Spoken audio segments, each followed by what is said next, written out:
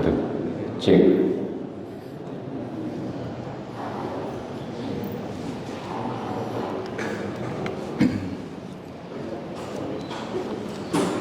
Bismillahirrahmanirrahim. Assalamualaikum warahmatullahi wabarakatuh.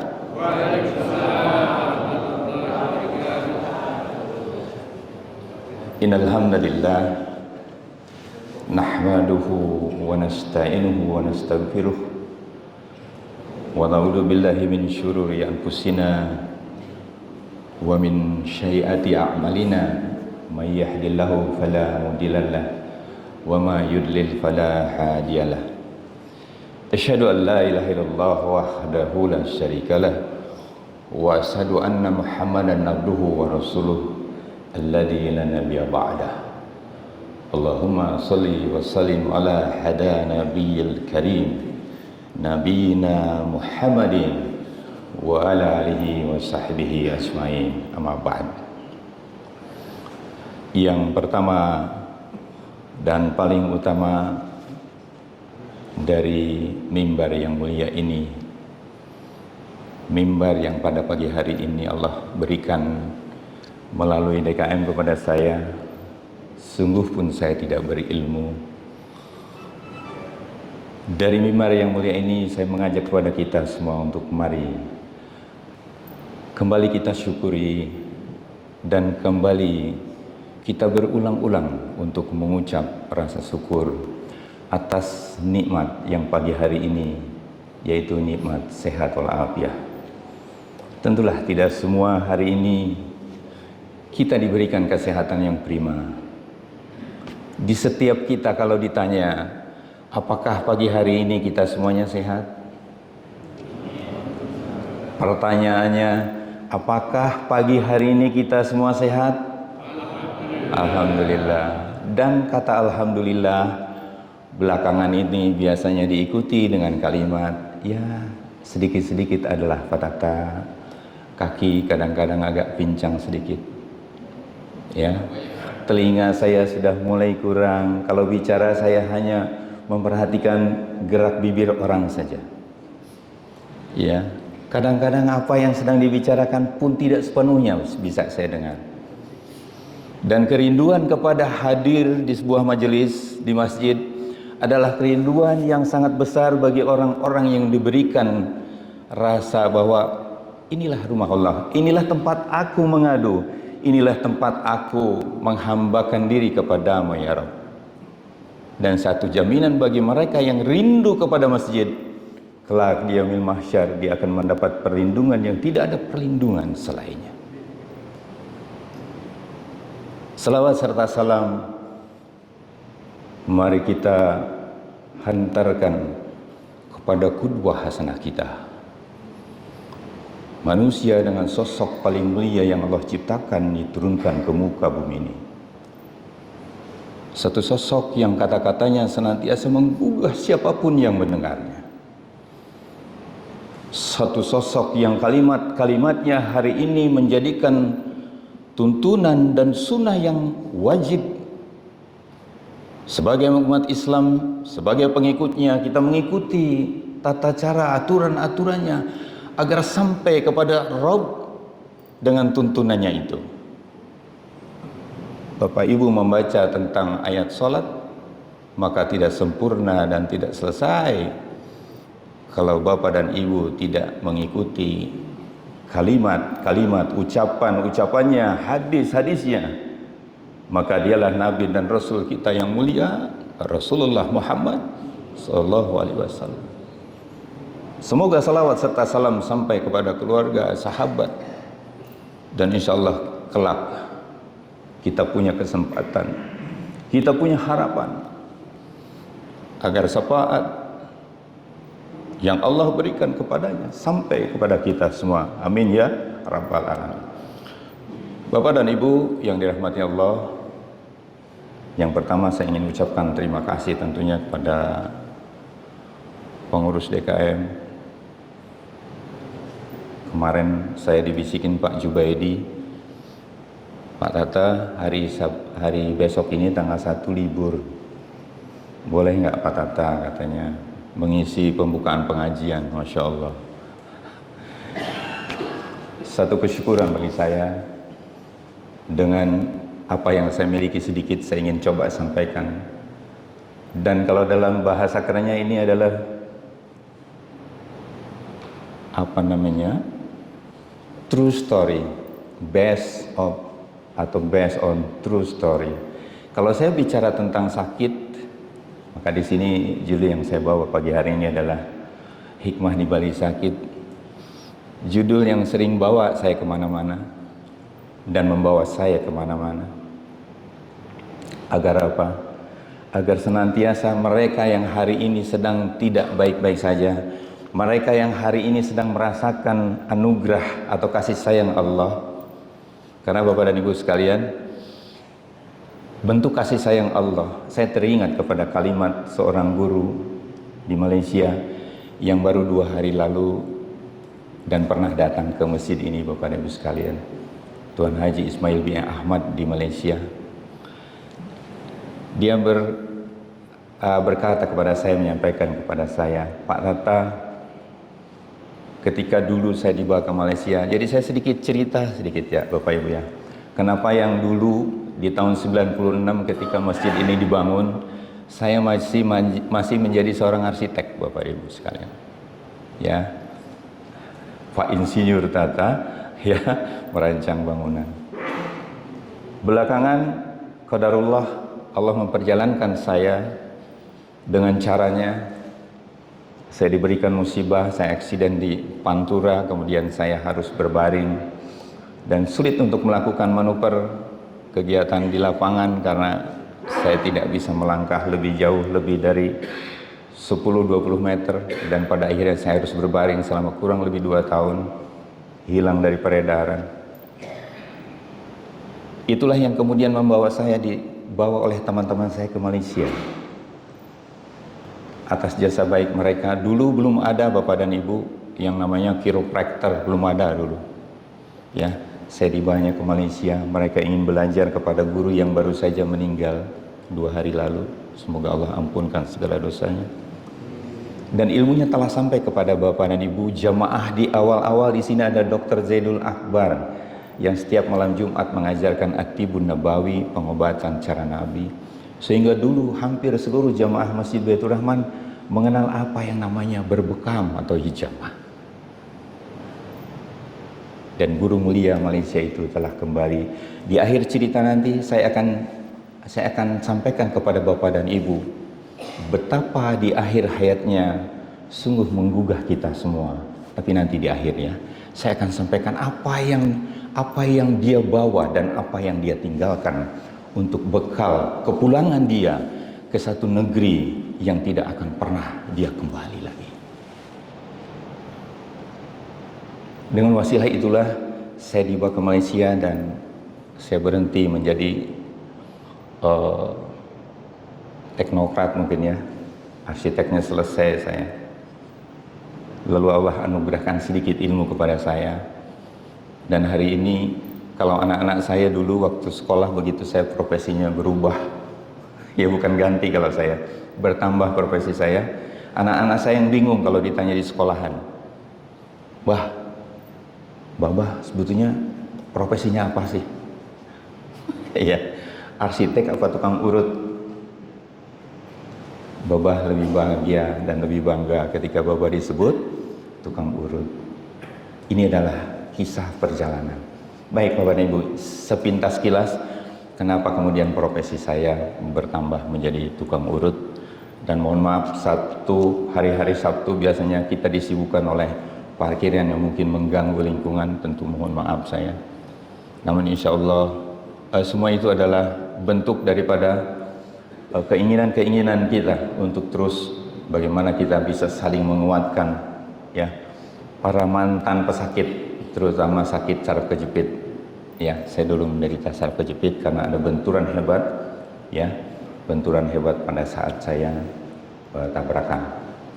Bapak dan Ibu sekalian, perlahan-lahan saya akan melanjutkan bahwa semua itu adalah ujian ya.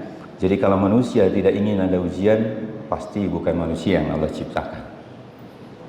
Ya, karena ujian itu akan datang, baik bentuk ujian itu adalah ujian yang bersifat kesenangan, ya. Kalau kesenangan itu di sebelah kanannya kelihatannya yang indah-indah begitu Bapak Ibu ya. Tapi nanti ada kesenangan yang kemudian melenakan kita, melupakan kita,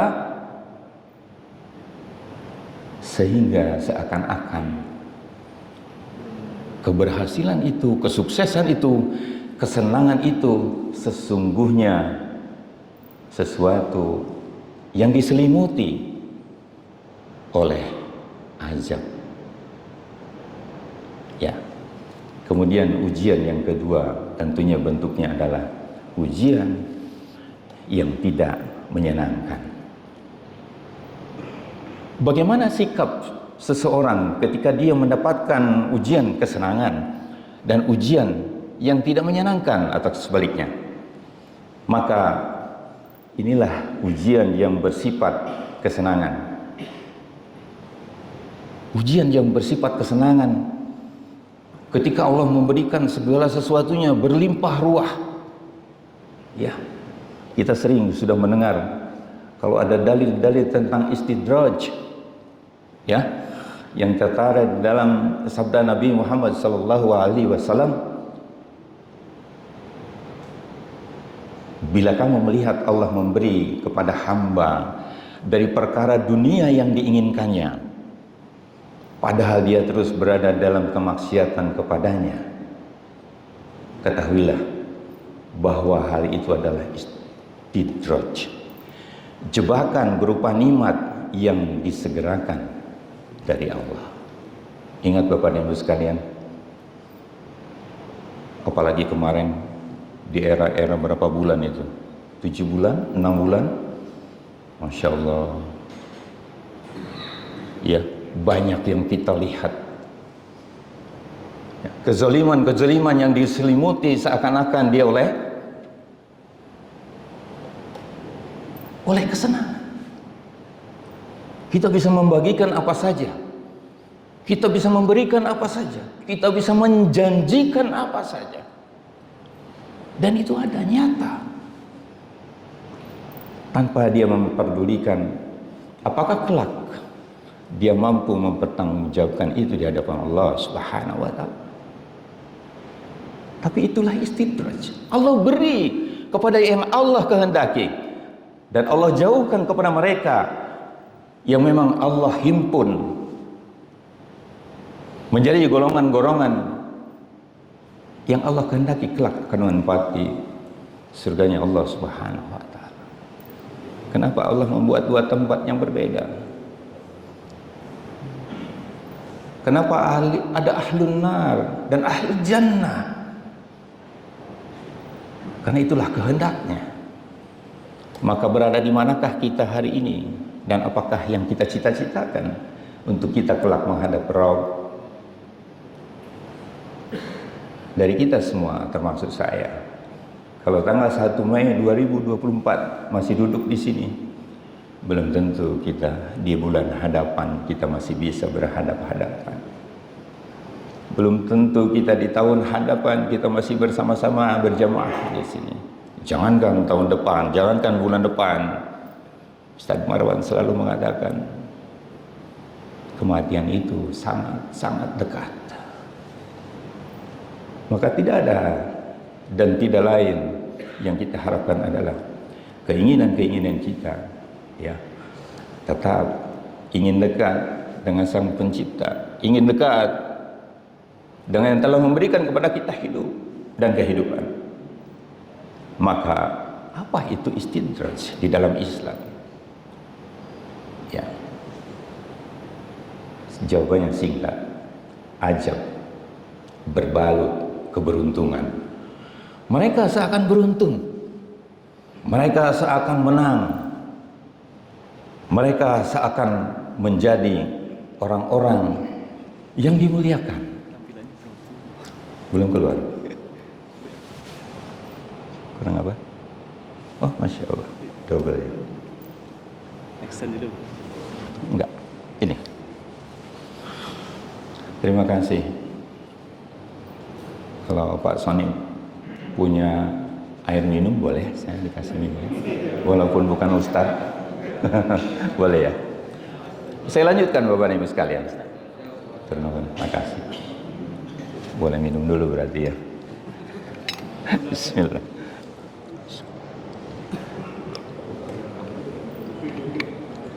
Nanti kopinya. Jadi Bapak dan Ibu, ada istidraj, ada ujian, ada azab. Kapan ujian itu datang? Ujian itu adalah musibah yang datang meskipun engkau rajin beribadah. Bapak Ibu, di Cianjur tidak semuanya ketika gempa itu orang-orangnya, mohon maaf, ada yang maksiat. Tapi sebagiannya, banyaknya orang-orang juga yang beriman. Maka ketika ada gempa Cianjur, saya datang ke sana menyampaikan amanah dari sahabat-sahabat saya di seluruh Indonesia yang menitipkan bantuan. Masya Allah. Masjidnya masih berdiri Bapak dan Ibu sekalian. Tapi akses menuju masjid itu semua rubuh, semua runtuh. Ada seorang kakek yang berusaha untuk nyampe ke masjid. Kenapa kakek? Saya lihat listrik di sana satu-satunya yang tidak mati dan saya bisa azan di sana. Tapi saya untuk nyampe ke sana sungguh sangat sulit. Bapak dan Ibu. Jadi yang namanya ujian itu dia datang di satu tempat yang Allah ingin pilih. Mereka yang kemudian diwafatkan atau dimatikan dalam keadaan maksiat, maka itu tadi yang dipilih. Dan mereka yang diselamatkan dalam keadaan beriman, dan itulah yang dia akan mendapat ujian dan pujian dari Allah Subhanahu wa taala. Itu ujian. Sedangkan azab terjadi karena perilaku dia. Memang dia sengaja menantang Allah. Ya, selalu menantang Allah, selalu meminta kepada Allah, ya, menantang kekuasaannya, tidak mempercayai bahwa ini adalah kehendaknya semua. Itu aja. Jadi bencana atau masalah yang datang ya karena engkau sering melakukan dosa-dosa. Ajab datang. Sementara istidraj tadi yang dikatakan ajab berbalut keberuntungan. Seakan-akan dia menang, seakan-akan dia berhasil. Masya Allah, Allah beri semua. Bapak dan Ibu, berikutnya, bagaimana sikap seorang muslim saat menerima ujian yang tidak menyenangkan itu? Bapak dan Ibu, yang pertama, sikap seorang muslim ketika menerima sesuatu yang tidak menyenangkan. Guru kita Ustadz Marwan sering menyampaikan tentang hadis ini. Sungguh menakjubkan perkara seorang mukmin. Sesungguhnya semua urusannya merupakan kebaikan. Dan hal ini tidak terjadi kecuali bagi orang mukmin. Jika dia mendapat kegembiraan, maka dia bersyukur dan itu merupakan kebaikan baginya. Dan jika ia mendapat kesusahan, maka dia bersabar dan ini merupakan kebaikan baginya. Hadis riwayat Muslim. Bapak Ibu sekalian, apa saja yang sampai kepada kita hari ini itu adalah kiriman, itu adalah titipan. Ya. Jadi saya selalu mengatakan ketika kita dirundung kedukaan, mampu nggak kita tersenyum? Sulit Bapak dan Ibu. Ya. Dulu ketika saya sakit, ya, saya sudah tahu siapa yang mau nengok saya, sahabat-sahabat saya, siapa yang mau nengok saya sudah hafal kalimatnya. Yang pertama setelah mengucap salam, Assalamualaikum warahmatullahi wabarakatuh, Waalaikumsalam. Pak Tata sehat, udah tahu kita sakit kan? Tapi pertanyaan itu, Pak Tata sehat ya, makin sehat ya, itu bentuknya doa. Dan kita tahu, yang kedua adalah harapan permintaan dari dia kepada kita untuk mengatakan, bersabar ya Pak Tata ya, Allah sedang sangat sayang kepada Pak Tata. Bapak dan Ibu, hal seperti ini sering kita dengar. Dan itu kita kadang-kadang, ya kita udah tahu nih, pertanyaan seperti itu, doanya seperti itu. Mungkin kita pada saat itu lupa mengaminkan Bapak dan Ibu sekalian. Sehingga ketika mereka sudah pulang kembali ke tempat masing-masing, anak dan istri tergeletak di tempat di lantai, tidak mampu lagi menemani kita, tidak mampu lagi menemani kita, melayani kita. Dengan siapakah kita saat itu? Kita hanya berkholwat dengan Rabb yang mencipta kita. Tidak ada yang bisa kita minta tolong saat itu. Hatta kita mau ke kamar kecil, hatta kita mungkin haus. Kalau tadi kan saya bilang haus, langsung ada yang kirim air. Dengan siapa lagi kita saat itu berkholwat? Hanya dengan Sang Pencipta yang tidak pernah tidur, menemani kita, menjaga kita. Lalu kenapa ketika kita sedang seperti itu, sampai saya masih ingat Bapak dan Ibu, doa yang paling saya hafal, Allahumma rabbana adhibil ba'sya ispi anta syafi la sifa'a illa sifa'uka sifa'an la yugadiru saqama. Saya bilang sama anak bungsu saya, nak tolong di fotokopi yang besar, tempelkan di dinding sebelah depan, fotokopi lagi, tempelkan di sebelah kanan, dan tempelkan di sebelah kiri. Karena itulah zikir yang bisa kita lakukan saat tidak lagi ada manusia yang menemani kita. La syifa'a illa syifa'uka, syifa' la yughadiru saqama. Kita memohon kepada Allah, Rabb, pemilik hidup, agar kita diambil sakit kita. Sampai suatu ketika Bapak dan Ibu sekalian, saya ditanya oleh seorang murabi saya, antum tahu apa yang datang kepada antum ini adalah datang dari Allah? Ya Ustaz. Antum menerima? Ya, tapi tetap aja sakit saya Ustaz. Antum tahu bahwa yang datang dari Allah itu baik? Baik Ustaz. Sakit termasuk yang baik menurut beliau, tapi tetap sakit ya. Saya diajarkan satu doa yang mungkin ini bukan redaksi hadis, tapi doa itu begitu indah Bapak dan Ibu. Kalau antum tahu bahwa ini datang daripada Allah, siapa pemilik kehidupan? Allah. Siapa yang memberikan sakit? Allah. Siapa yang mampu menyembuhkan? Allah. Maka apa yang Allah beri? Rasa sakit. Bilang sama Allah, mohon sama Allah, ya, terima apa yang Allah beri. Ya Rabb, terima kasih atas rasa sakit yang Engkau beri ini. Aku menerimanya ya Rabb. Tapi Engkau yang Maha Perkasa, Engkau yang bisa memberikan kembali kesehatanku ya Rabb. Jangan minta sembuh. Kaget saya. Apa redaksi berikutnya? Ya Rob, beri hamba kemampuan untuk menahan rasa sakit ini. Bayangkan Bapak dan Ibu, begitu indahnya. Yang pantas itu adalah berikan kemampuan saya untuk menahan rasa sakit ini. Ingat nabi-nabi terdahulu, ya, ketika lukanya sudah menganga, ditanya, kenapa enggak meminta kepada Rob? Engkau kan nabi. Aku malu untuk meminta kesembuhan. Saya teringat ketika itu. Maka kalimat kedua, redaksi keduanya adalah, ya Rob, beri aku kemampuan untuk menahan rasa sakit ini. Kemampuan menahan rasa sakit Allah beri dengan cara Allah. Dibawanya saya ke Malaysia, digotongnya teman-teman. Dalam waktu 2-3 minggu Allah berikan mulai separuh dari kesehatan saya. Saya sudah mulai bisa duduk sendiri. Tapi untuk berdiri dan berjalan belum mampu. Jadi Bapak dan Ibu, jangan pernah lupa bahwa doa-doa kita pada saat-saat mustajabah tidak mungkin tidak, itu akan Allah dengar. Ya, maka sakit menjadi kebaikan bagi seorang muslim jika dia bersabar. Bapak dan Ibu, sikap berikutnya bagi seorang muslim ketika dia ditimpa musibah. Wahai saudaraku, penyakit merupakan pengampunan atas kesalahan. Kesalahan yang pernah engkau lakukan dengan hati. Dengan hati. Ya, kesalahan dengan hati itu begini. Benci banget gua sama dia tuh. Padahal orang ini gak benci sama kita. Hati kita yang bermain.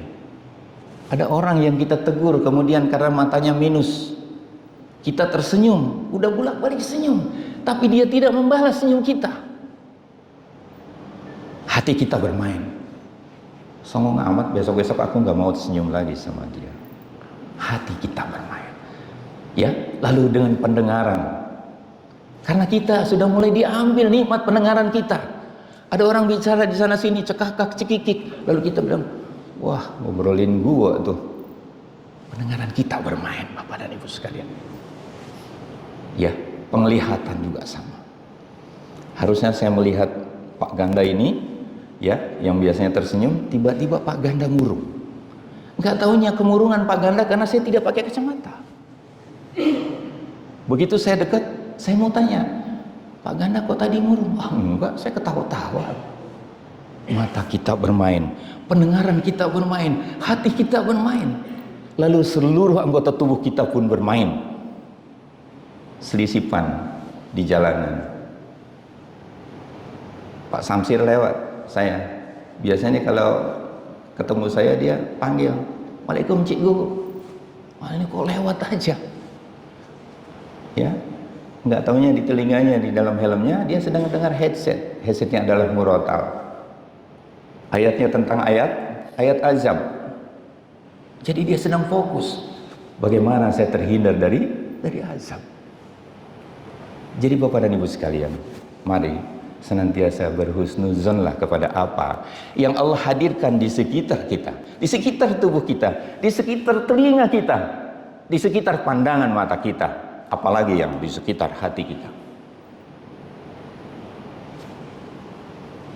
Terkadang penyakit itu juga merupakan hukuman dari dosa yang pernah kita lakukan. Sebagaimana firman Allah Ta'ala di dalam Asy-Syu'ara 30, dan apa saja musibah yang menimpamu, maka dia adalah disebabkan oleh perbuatanmu sendiri. Ya, dan Allah memaafkan sebagian besar dari kesalahan-kesalahan. Jadi kita berbuat salah, Allah berikan sakit. Lalu kenapa kita kalau diberitakan ada orang sakit, kita mengucapkan la basa tahur insyaallah? Kenapa? Karena kita tahu bahwa orang-orang yang sedang diberi sakit, sesungguhnya Allah sedang mensucikan dia. Dia sedang menunturkan dosa-dosa dia. Maka saya sering mengatakan, andaikan ada satu media yang bisa menerjemahkan orang-orang yang bersabar di atas tempat tidur, lalu ada yang bisa terjemahkan apa yang ada di bawah tempat tidurnya, maka dia akan menangis dan tersenyum. Menangis karena kemurahan Allah. Betapa Allah murahnya, betapa Allah melunturkan dosa-dosanya, dan tersenyum. Berarti dengan sakit ternyata Allah kasih sayang dengan hamba-hambanya. Bapak dan Ibu, menerjemahkan kalimat itu memerlukan perjalanan 2 tahun berbaring di tempat tidur. Maka ketika saya diminta untuk mengajar di Malaysia, saya terkejut. Belajar saya cuma 3 minggu. Lalu saya mengajar, alhamdulillah 13 tahun saya mondar-mandir Malaysia, Indonesia. Begitu saya tanya, Tuan, apa yang nak saya ajarkan pada mereka? Saya tak ada ilmu, saya tak banyak ilmu. Dia katakan, Pak Tata, 2 tahun Pak Tata duduk dekat katil. Pak Tata tidur dekat katil 2 tahun. Bapak dapatkan ilmu itu, dan ilmu itu adalah ilmu hati. Seorang terapis, seorang pengobat, dia kena kaya. Saya pikir kaya. Kaya apa? Tuan, saya tak ada kaya lah. Untuk ongkos datang ke sini pun saya dibayari Tuan. Mana saya ada kaya? Bukan. Seorang terapis dia kena kaya hati. Bagaimana dia nak memberikan perhatian kepada orang lain kalau dia tak memiliki hati yang cukup? Maka kayalah dengan hati. Ketika kaya dengan hati, maka kita mampu berbagi minimal dengan senyuman. Dan senyuman adalah sedekah terbaik. Bapak dan Ibu, Rasulullah SAW bersabda, tidaklah menimpa seorang mukmin rasa sakit yang terus menerus, kepayahan, penyakit, dan juga kesedihan, bahkan sampai kesusahan yang menyusahkannya, melainkan akan dihapuskan dengan dosa-dosanya. Hadis riwayat Muslim. Jadi sakit akan menghapuskan dosa. Yakinlah itu Bapak dan Ibu sekalian. Yakinlah mereka yang hari ini sedang tidak baik-baik saja. Yakinlah yang hari ini Allah sedang uji dengan kasih sayangnya. Bentuk kasih sayang Allah itu tadi. Bentuk kasih sayang Allah, dia meminta kepada hambanya agar dia terus menyebut-nyebutnya. Kenapa?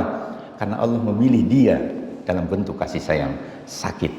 Ketika dia sakit, tidak ada yang bisa dia minta tolong kecuali kepada aku, kata Allah. Itulah cara.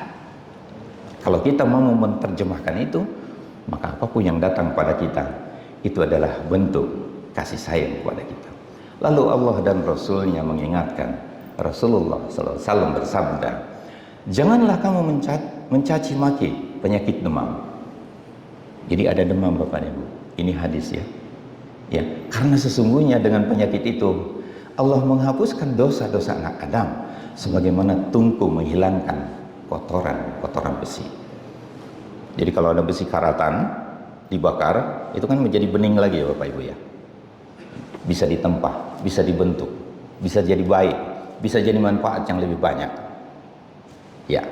Kemudian karena itu tidak boleh bagi seorang mukmin mencaci maki penyakit yang dideritanya, menggerutu. Saya dulu yang termasuk menggerutu karena saya belum paham. Maka Allah memahamkan melalui sakit. Maka Allah mendatangkan orang-orang yang mampu memahamkan kepada kita. Dan hari ini saya memahamkan kepada Bapak dan Ibu. Ya, usia saya tidak muda lagi, 66. Muda? Masih. Jadi Bapak dan Ibu sekalian, maka bergembiralah.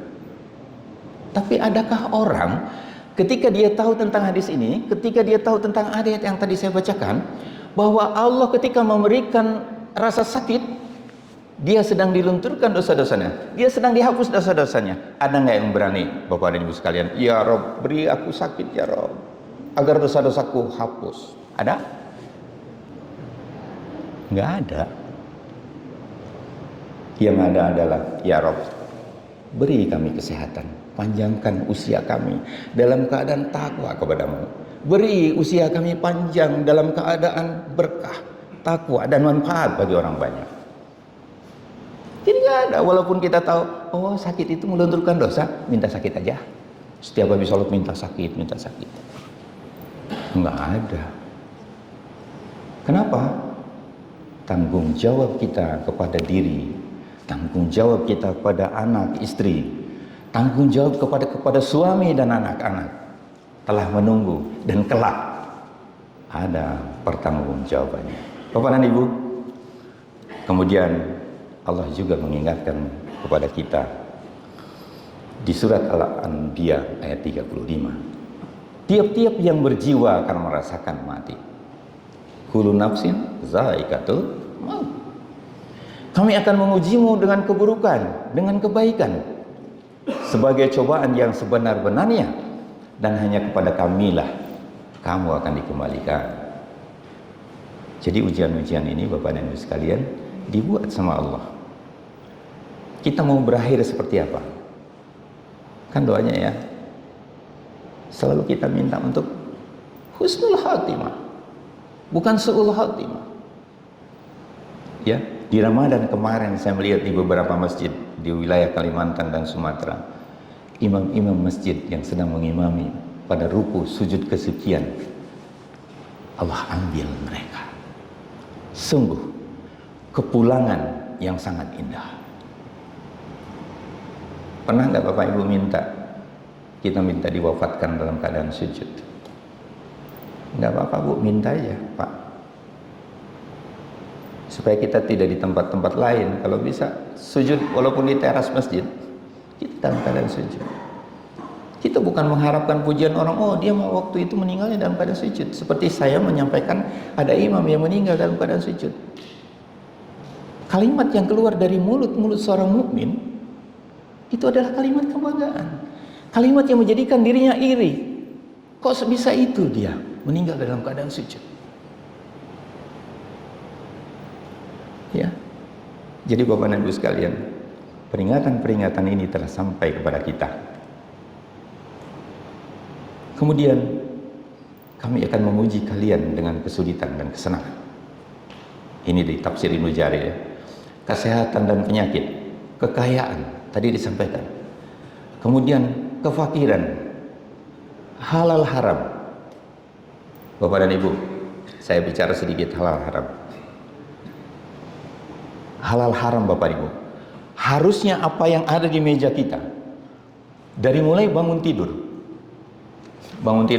ku terus ada lagu Bu, anak-anak mengajari kita bangun tidur ke terus, tidak lupa menggosok, habis itu ku tolong membersihkan tempat tidurku. Satu kaki kiri masuk ke tempat ke kamar mandi, dan itu rutin dilakukan oleh seluruh umat Islam di seluruh dunia. Apa yang kita lihat di kamar mandi? Saya di tempat 13 tahun di Malaysia untuk mengingatkan kesadaran kepada pentingnya kita memiliki seluruh produk yang ada di kamar mandi kita adalah produk yang lahir dari tangan-tangan umat Islam. Pasta gigi punya siapa? Samponya punya siapa? Sikat giginya punya siapa? Ayo, jawab. Bapak Ibu, dulu ada namanya pasta gigi siwak. Dibuat di Pasuruan, tempat almarhumah istri saya lahir. Siwak. Nama yang tiba-tiba muncul lalu diminati oleh hampir seluruh umat Islam. Perusahaan itu membesar Bapak dan Ibu sekalian. Tiba-tiba hilang. Lalu perusahaan raksasa dunia mengeluarkan judul sejenis, namanya siwak. Apa artinya? Nggak mungkin umat Islam mau memimpin dunia kalau produknya cuma satu. Bapak dan Ibu, di Malaysia itu kalau kata boykot Bapak Ibu, mereka sudah menyiapkan semua tandingan-tandingannya. Jadi di sini sebelah kiri ini bintang 6. Tahu bintang 6? Bintang David. Siapa punya? Sebut aja Israel. Bintang David. Sebelah kanannya, kalau di kita mungkin bulan bintang, tapi bukan PBB. Bulan bintang. Ini produk muslim, ini produk non muslim. Ini produk mungkin halal tapi tidak thayyib. Yang ini halalan thayyiban mubarakan. Pasang di pintu-pintu Bapak Ibu. Anak kecil bisa baca. Mak, saya nak beli ini. Tak boleh. Tengok macam tu. Dia tak boleh tu. Dia milik siapa? Oh iya, ini milik bintang 6 Yahudi. So pilih dekat mana Mak? Sebelah kanan. Oh, sebelah kanan milik umat Islam. Sampai Bapak dan Ibu, mungkin Bapak dan Ibu tidak akan percaya betapa Allah yarham yang kemarin meninggal, saya akan ceritakan di ujung. Memperhatikan begitu hebatnya kewajiban produk halal untuk kita semua. Bapak perhatikan, mungkin Bapak Ibu akan terkejut, tapi beliau sampai mendapatkan bintang Mahaputra dari pemerintah. Apa yang dilakukan? Tiba-tiba ada sebuah fenomena Bapak dan Ibu sekalian.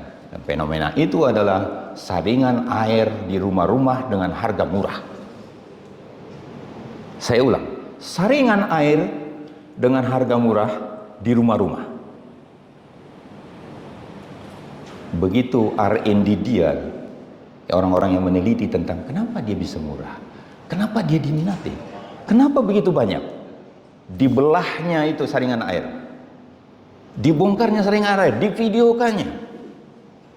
Apa yang terjadi Bapak dan Ibu sekalian? Nanti kalau Bapak Ibu googling apa manfaat tulang babi, jadi babi itu nggak ada yang kebuang Bu, hatta kotorannya sekalipun nggak ada yang terbuang. Jadi dalam saringan air itu mengandung tulang babi, dan tulang babi nomor 1 di dunia, terbaik untuk menyaring air yang keruh menjadi bening. Silakan Bapak googling tentang itu. Lalu apa yang dilakukan oleh pengusaha muslim ini agar dia menjadi khairun nas anfa'uhum linas? R&D-nya dipanggil semua. Buat yang sejenis, gantikan tulang babi itu dengan arang batok kelapa. Singkat cerita, jadilah dari R&D, dapat pabrik kecil, dibuatnya di sana. Datanglah dia ke Jakim. Apa itu Jakim? Jabatan Kementerian Islam Malaysia. Datang kepada menteri, menghadap kepada menteri, ya. Setelah mengetuk pintu masuk ke sana, mungkin agak sedikit tertawa kementerian di sana. Kenapa ada orang ini meminta label halal kepada saringan air? Bentuk saringan air yang dipasang di rumah-rumah. Dia kata, kenapa Tuhan nak minta label halal? Tuhan boleh jual saja. Ya, jadi dia tak paham. Dia katakan, boleh tak saya presenting sebelum itu? Dia presenting. Apa yang dia bongkar, dia videokan, dia sampaikan. Apa yang terjadi? Dia tercengang, Bapak dan Ibu sekalian. Dan inilah yang kami buat untuk menyelamatkan umat Islam, bukan hanya di Malaysia, karena saya bawa pulang satu. Bapak dan Ibu sekalian, begitu selesai dipresentasikan, sampailah kepada Perdana Menteri pada saat itu. Dan Perdana Menteri pada saat itu masih yang lama. Siapa namanya? Mahathir Muhammad. Disampaikannya, dan dia mendapatkan bintang, kalau di kita mungkin Bihang Mahaputra. Atas apa? Atas penemuan yang menyelamatkan umat Islam. Kira-kira kalau di kita, kalau ada yang mendapatkan penemuan seperti itu, menyelamatkan umat Islam, didukung nggak perusahaannya?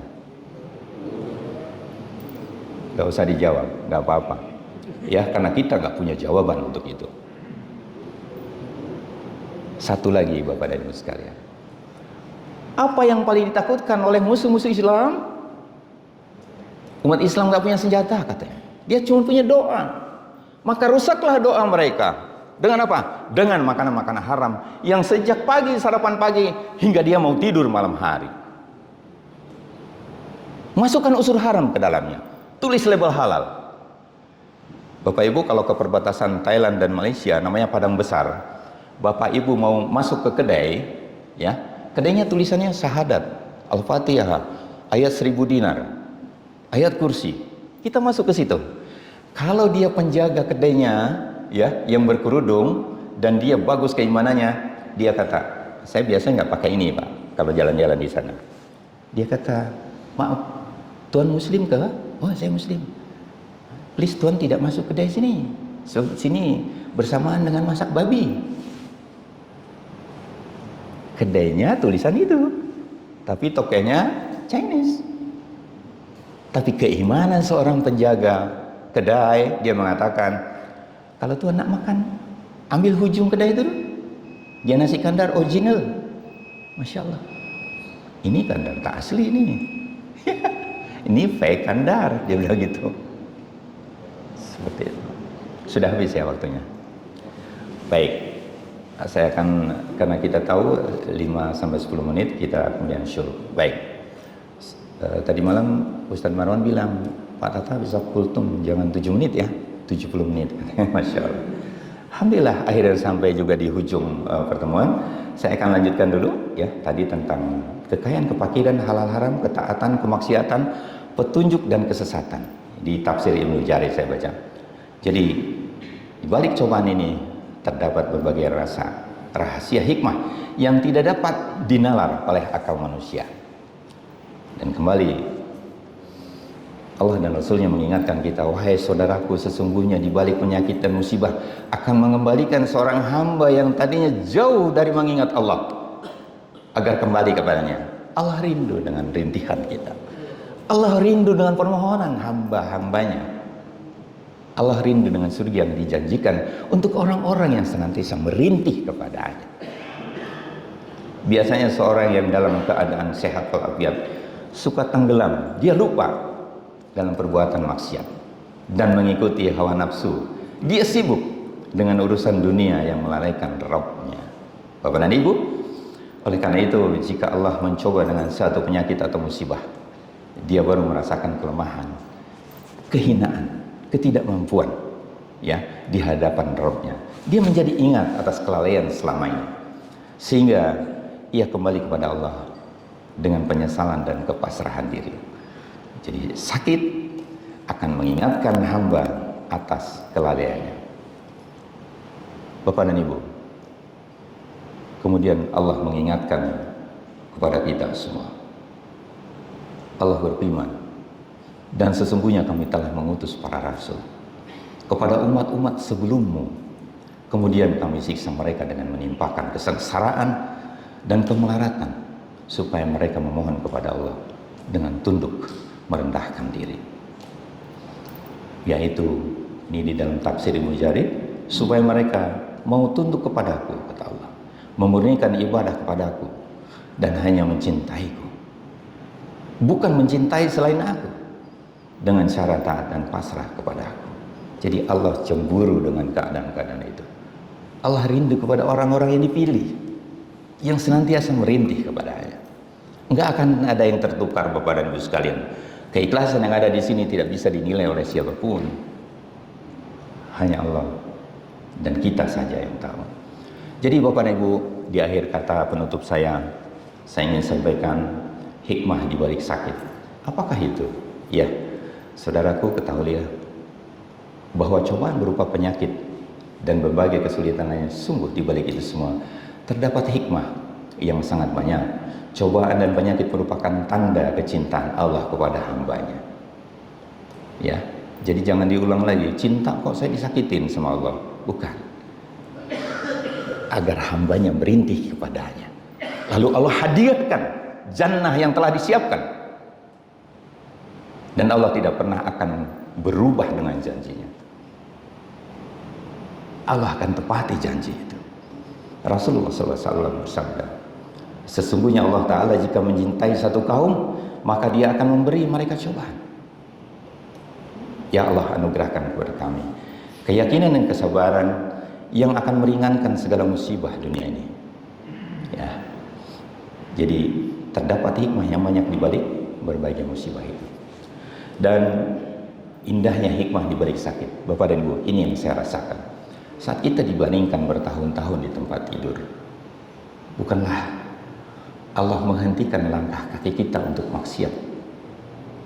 Allah hentikan kaki kita di tempat tidur. Diam kau di situ.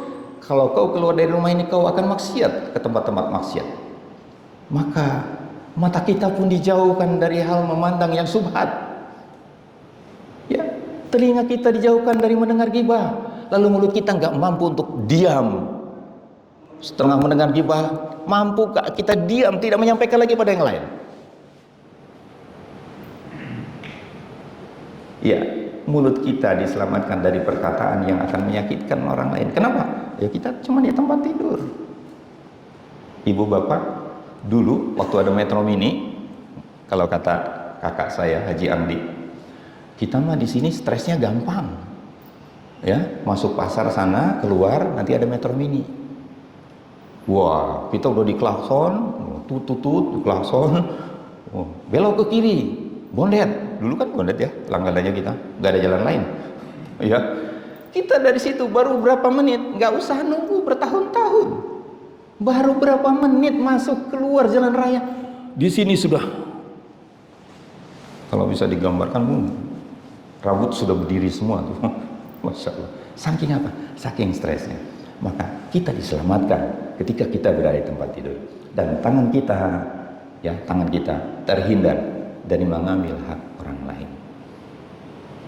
Bapak dan Ibu, mungkin itu saya janji tadi di akhir cerita ini, sambil saya mendoakan dan mohon doa kepada Bapak dan Ibu sekalian, teman-teman guru saya yang bisa menjadikan saya bisa bicara di depan Bapak dan Ibu, Allah masukkan ke dalam jannahnya. Dan satu hal yang menarik, bulan September saya datang ke sana dengan Dr. Jaidul Akbar. Tidak pernahnya dia untuk bertelepon langsung kepada siapapun. Tiba-tiba telepon berdering sampai 3 kali. Kemudian saya telepon balik, ada apa Tuan? Saya bilang itu, Pak Tata sehat, alhamdulillah Tuan sehat. Bapak ada masa tak datang ke Malaysia? Oh boleh Tuan, saya tidak pernah nolak Pak. Ini adab kita kepada guru. Sungguh pun dia lebih muda 5 tahun dari saya. Saya kata boleh Tuan, bila saya kena datang dekat sana, Boleh Bapak cepat lagi bagus, dia bilang macam. Baiklah, saya nak ajak Ustaz Fadlan dan Dr. Jaidul, kebetulan berhalangan.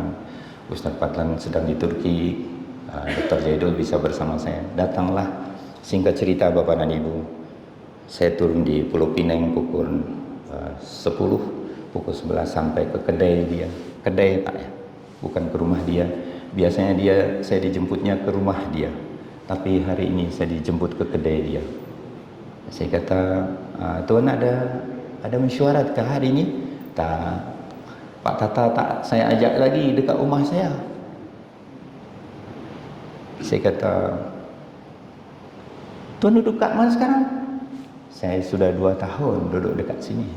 Bapak Ibu, ada 2 ruko, bawahnya herba-herba hasil penelitian dia, di atasnya sebelah kantor, sebelahnya rumah dia. Perusahaan-perusahaan sudah dibagikan sahamnya kepada karyawannya. Sahamnya dibagikan kepada karyawannya. Mohon maaf Bapak Ibu, dia menikah dengan janda-janda yang dalam kesulitan. Dia muliakan hidupnya. Ketika dia sudah establish, dia lepas. Dia ambil lagi janda-janda. Dia menikah. Dia stabilkan. Dia lepas. Di akhir terakhir, dia memiliki istri orang Indonesia. Yang ingin saya katakan kepada Bapak dan Ibu, Pak Tata, saya tak nak ajak Pak Tata ke rumah saya. Sebab rumah saya sudah saya wakafkan semua menjadi rumah-rumah Quran. Mai tengok Pak Tata dengan driver saya tu, dengan driver saya. Pak Tata tengok anak-anak yatim, senang sangat duduk dekat sana. Mereka hafiz Quran, Pak Tata, Masya Allah. Pak Tata duduk dekat sana, Pak Tata akan menangis. Jadi Pak Tata, ini saya sewa 2 tahun. Kedai ini saya sewa 2 tahun. Kalau saya dibagi umur panjang, saya nak teruskan sewa. Kalau Allah panggil, insya Allah saya tak ada lagi hisap. Sebab semua yang saya miliki telah saya berikan kepada yang lain. Pengusaha sejak usia belasan tahun Bapak dan Ibu, sampai di usianya yang ke-61, dia melepaskan seluruhnya. Lalu dia katakan, saya cuma tidak ingin ada hisab di hadapan Allah. Saya dan Pak Rasno menjadi saksi kebaikan beliau. Dulu saya bersama-sama Pak Rasno mengemban amanah dakwah di Indonesia. Ya, lalu mengantar kami masuk ke pedalaman Irian, memberikan kapal senilai 1 miliar pada 9-10 tahun yang lalu. Digunakan oleh Ustaz Fadlan untuk dakwah ya ke pulau-pulau terpencil di sana. Didirikannya masjid-masjid di setiap pulau, persinggahan para nelayan agar terdengar sebuah alunan lantunan azan mengingatkan para nelayan yang sudah masuk waktu. Masya Allah Bapak Ibu sekalian. Jadi sakit sepertinya dia pamitan kepada saya. Ketika kami perlukan pulang, Dr. Jaidul menangis meledak. Sebab dia mendengar, Dr. Jaidul maafkan saya, mungkin ini perjumpaan saya terakhir dengan Dr. Jaidul. Saya tak dengar, cuma tiba-tiba dia meledak. Tuan jangan cakap macam tu. Tuan akan panjang umur, Tuan akan sehat. Ya, taklah doktor. Tanya sama Pak Tata. Kalau orang-orang sudah lama macam Pak Tata, orang lama tu orang tua ya Pak ya. Orang sudah lanjut tu orang lama saya. Saya ni orang lama Pak. Tanya Pak Tata, apa yang dia pikir? Apa yang terpikir oleh Pak Tata? Ya Tuan, hanya 2 saja. Kalau kami di Indonesia ada mualaf center dari Koh Stephen. Koh Stephen cuma mengatakan hidup itu cuma 2, enggak ada yang perlu diburu-buru. Yang perlu diburu-buru cuma 2. Ya, 1 buru-buru untuk waktu masuk sholat, yang kedua menunggu saja. Apa itu? Malaikat menjemput maut. Kita tahu Koh Stephen seorang mualaf yang menjual seluruh asetnya untuk dakwah. Dan dia meninggal di Surabaya. Saya ada di Jogja, pada itu saya mau silaturahim ke tempat saya, tapi Allah sudah lebih dulu menjemputnya. Bapak dan Ibu, semua hikmah yang saya sampaikan mudah-mudahan akan menggugah kita untuk tetap kita husnuzon, semangat kepada apa yang Allah beri hari ini. Ya, terima kasih sekali lagi Ustadz Marwan memberikan kesempatan kepada saya walaupun bukan Ustadz, dan tentu ini kepada teman-teman yang sesama biskota jangan saling mendahului. Maafkan saya. Hadanallahu wa iyyakum ajmain. Subhanakallahumma bihamdika asyhadu an la ilaha illa anta astaghfiruka wa atubu ilaik. Assalamualaikum warahmatullahi wabarakatuh.